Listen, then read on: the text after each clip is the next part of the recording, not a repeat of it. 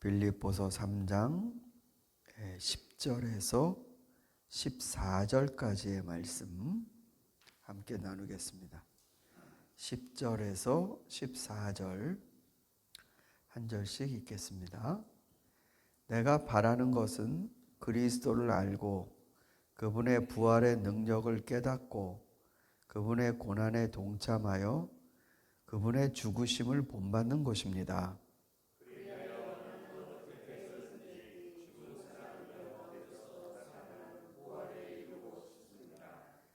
나는 이것을 이미 얻은 것도 아니며 이미 목표점에 다다른 것도 아닙니다.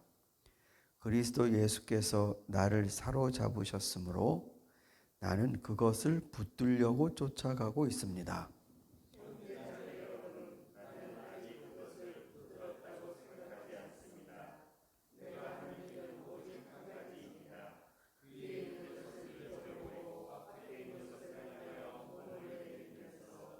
그리스도 예수 안에서 하나님께서 위로부터 부르신 그 부르심의 상을 받으려고 목표점을 바라고 달려가고 있습니다.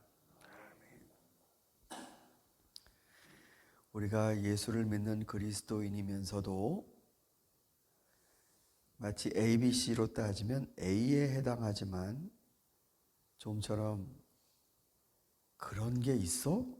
라고 깜짝 놀랄 만한 이야기가 바로 이 부활에 관한 것입니다. 우리는 예수를 믿고 값없이 예수님이 너희들 있을 곳을 내가 마련하러 간다 이렇게 말씀해 주신 것처럼 우리가 죽음 이후에도 하나님 그분의 품에 천상의 삶을 그 생명을 우리는 받는다. 믿음으로 받는다. 이렇게 알잖아요. 근데 오늘 읽은 이 바울의 말을 잘 보십시오. 여기 보시면 내가 바라는 것은 그리스도를 알고 그분의 부활의 능력을 깨닫고 그분의 고난에 동참하여 그분의 죽으심을 본받는 것입니다. 그래서 나는 어떻게 하든지 간에 부활에 이르고 싶습니다. 이렇게 말을 하고 있습니다. 그러니까 우리가 믿으면 내가 이 세상 떠나는 슬픔을 맞이해도 하나님 안에서 다시 영원한 생명을 누린다. 그런데 바울은요, 믿어요. 그 부활의 능력을 붙듭니다. 그런데 부활의 능력을 붙드는데 그리스도를 왜 본받으려고 할까요? 그러니까 우리는 요거를 자꾸만 빼고 부활의 능력만 믿죠.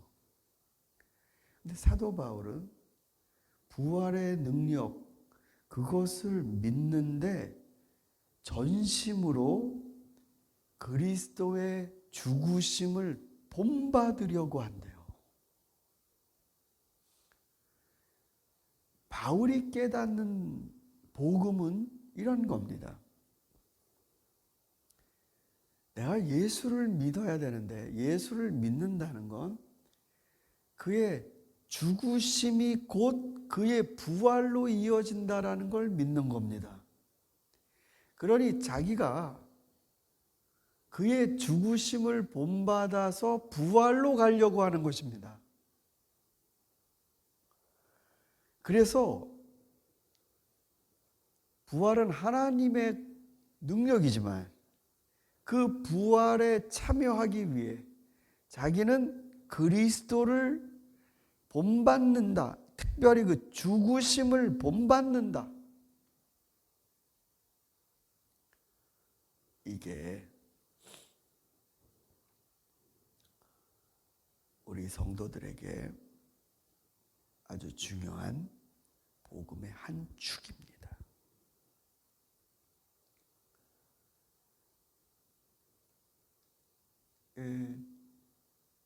제가 신학교를 다닐 때 저는 이제 합동교단 소속 신학교 총신대를 다녔죠. 그러면서 공부를 하고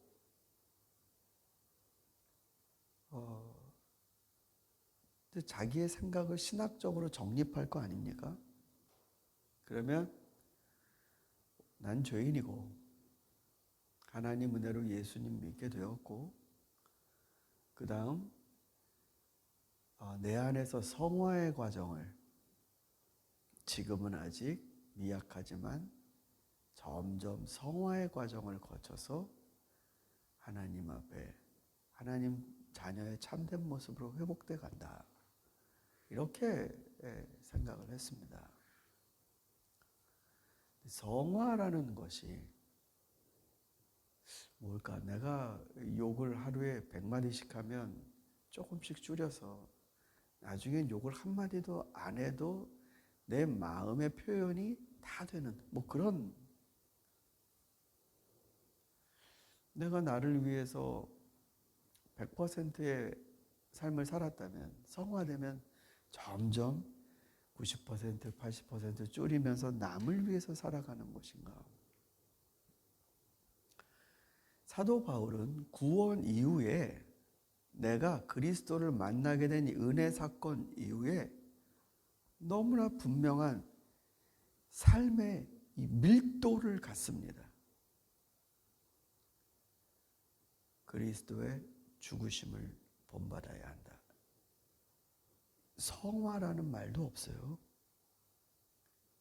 사도 바울에게 있어서 그리스도의 죽으심을 본받아야겠다. 자, 이게 빌립보서 2장에서부터 나오는 말 아닙니까? 지금 우리가 3장을 하고 있는데 2장에서요. 너희는 그리스도의 마음을 품으라. 그는 하나님과 모양이 같으시지만 스스로 하나님과 감히 같다고 생각지 않으시고 낮추셔서 인간의 몸으로 오셨고 죽기까지 순종을 하셨다. 그 마음을 품으라라고 말한 것은 공연한 말이 아닙니다. 사도 바울의 마음 속에는 늘 그리스도의 십자가를 바라보면서 저 삶을 살고 싶다. 저 삶을 나도 살 수 있을까? 저 삶을 나도 살게 해 주시옵소서. 그 열망의 뜨거움을 갖고 있는 겁니다. 왜냐하면 이 세상 무엇보다도 가장 값어치 있게 보이니까, 가장 위대해 보이니까요, 가장 능력 있게 보이는 삶, 그건 바로 십자가다. 압도당했습니다. 그 그리스도를 하나님이 부활시키신 거예요. 그러니까 사도 바울에게 있어서 복음은 아주 심플합니다. 그리스도의 죽으심, 그리고 하나님이 다시 일으켜 세워주신다. 이 두 개가 스토리가 강력하게 결합이 되어 있어요. 근데 우리는 복음을 들을 때 죽으심이라는 거, 그거를 예수님만 그렇게 하신 것이지 내 몫으로 생각을 안 해요. 그러면서 부활만 내 몫이라고 그러는 거죠. 부활만 내 거, 십자가의 고난은 예수님 거. 그러니까 값없이 은혜 받은 거지? 그러면서 이렇게 생각을 합니다. 근데 바울은 부활은 나의 것. 왜? 나도 그리스도와 함께 죽었으니까.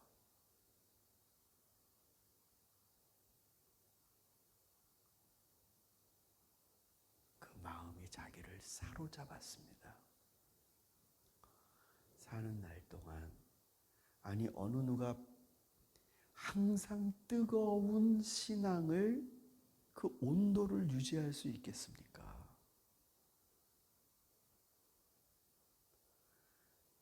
어느 누가 하나님께 받은 은혜를 첫사랑 그러지만 그 눈물을 날마다 흘리는 사람이 누가 있습니까?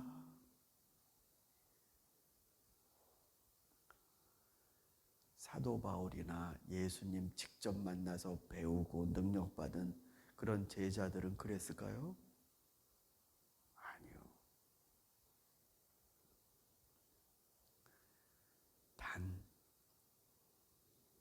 그들이 보였던 모범은 날마다 뜨겁게 살아가는 모범이 아니라 그리스도가 나를 위해 하신 그 뜨거운 사랑을 기억하면서 그거를 내가 붙들려고 살아가는 것, 그거를 전심했습니다.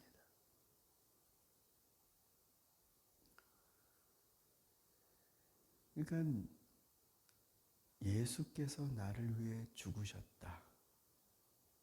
나는 그리스도의 큰 사랑을 받은 죄인 중에 정말 그 뭡니까? 마틴 루터가 했던 의로운 죄인, 죄인이지만 그리스도의 씻김을 받은 사람이다. 그와 같은 것들을 계속 기억하면서 붙들려고 했다는 겁니다. 붙들려고 했다는 말이 뭡니까? 잘 안 붙들어지는 거지요. 그러니 그거를 붙들려고 전심을 하는 겁니다. 상황 가운데서 하루하루 너무나 나를 정신 쏙 빼놓게 하는 그런 상황들 가운데서 뭘 붙들어요?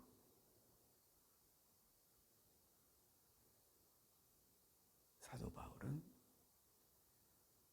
내 삶의 정신과 감정을 다 쏙 빼놓을 만한 이생의 이야기들 속에서 그리스도를 붙든다. 무슨 상황이 찾아오든지 나는 그거를 붙들려고 살아가오. 빌립보 교회 성도들에게 자기 얘기를 해주고 있는 거예요. 난 어떻게 해서든지 부활하기 위해 어떻게 해서든지 그리스도의 죽음을 본받으려고 하오. 그래서 난 상 받을 거요. 나를 부르신 하나님 앞에 올라가 난 나중에 상을 받으려 하오. 10절에서 14절까지 말씀을 우리가 읽은 건데요.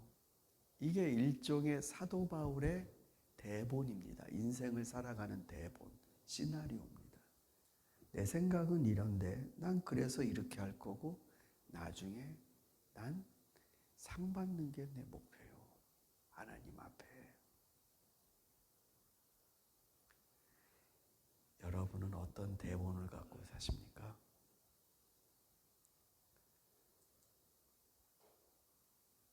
여러분 대본이 있긴 하십니까? 인생은 그냥 오면 하루하루 살아 제끼는 겁니까?